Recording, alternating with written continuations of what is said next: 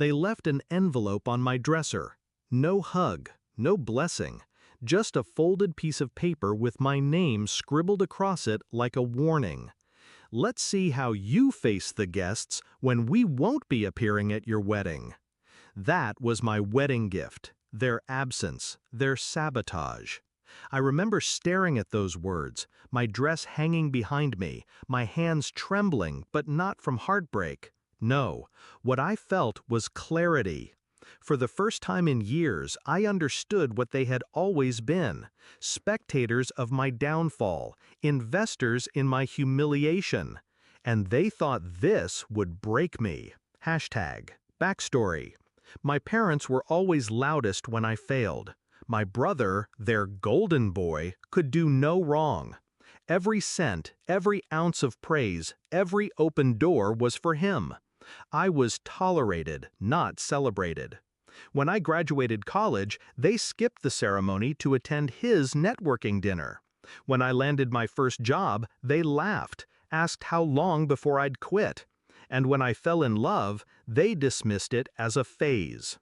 Yet I still held on to the fantasy that blood meant loyalty, that maybe on my wedding day they'd show up for me. But no, they boarded a plane to Paris with my brother by their side and left me an envelope designed to humiliate me in front of hundreds. Discovery of betrayal. It wasn't just neglect. Months earlier, I'd overheard them whispering in the kitchen. My father's voice, low and certain.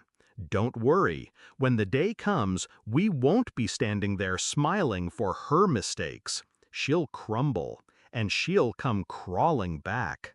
My mother agreed. My brother laughed. That was the night I stopped crying for them. Shift in mindset. So when I saw the envelope, I didn't tear it apart or throw it in rage. I folded it neatly, placed it in my purse, and walked out the door with my head high. They thought they could stain my wedding with their absence. They didn't know who I was marrying. They didn't know what I had built behind their backs. They didn't know that tonight, the daughter they dismissed would rise higher than they could ever reach. Execution of the plan. The venue shimmered with gold lights, marble floors reflecting chandeliers. Security lined the entrances, not to keep people out, but to keep the press in check. My fiancé's family name was carved into the city's skyline. Old money. Power that silences rooms. The moment we stepped into the hall, cameras exploded in flashes. My gown wasn't just fabric. It was a declaration. Every step I took erased their insults. Every smile directed at me rewrote the script they had written for my failure. And then the moment came. The ceremony, live streamed by national media, projected on screens across the city. A spectacle, a story, the kind of wedding that makes the evening news.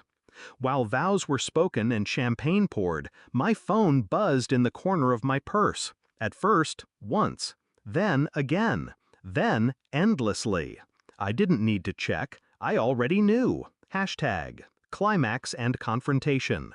By midnight, there were 65 missed calls. My parents, my brother. Their Paris trip suddenly irrelevant, their petty cruelty collapsing under the weight of my success. They had wanted me humiliated, alone, abandoned at the altar. Instead, they watched from their hotel room as the world applauded me, as my name trended, as I became untouchable. I imagined their faces pale against the glow of the TV. My mother's hand trembling, my father speechless for once, my brother's arrogance crumbling. I didn't answer their calls, not one. That was the confrontation. Silence. My revenge was not loud. It was denial. Absolute and final. Resolution. The envelope still sits in a drawer in my new home. Sometimes I take it out, read their words, and smile. They wanted me to face my guests in shame.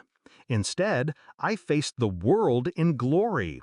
They wanted me to crawl back. Instead, I cut them off forever. I never returned their calls, not the 65 from that night, not the dozens after, not the pleading voicemails. I ignored them forever. And the silence has been louder than any revenge I could have spoken. Because now, they are the ones left out of the picture. They are the ones uninvited. And me? I walked into a new life that night, not as their daughter, but as my own. Free, untouchable, finally enough, without them.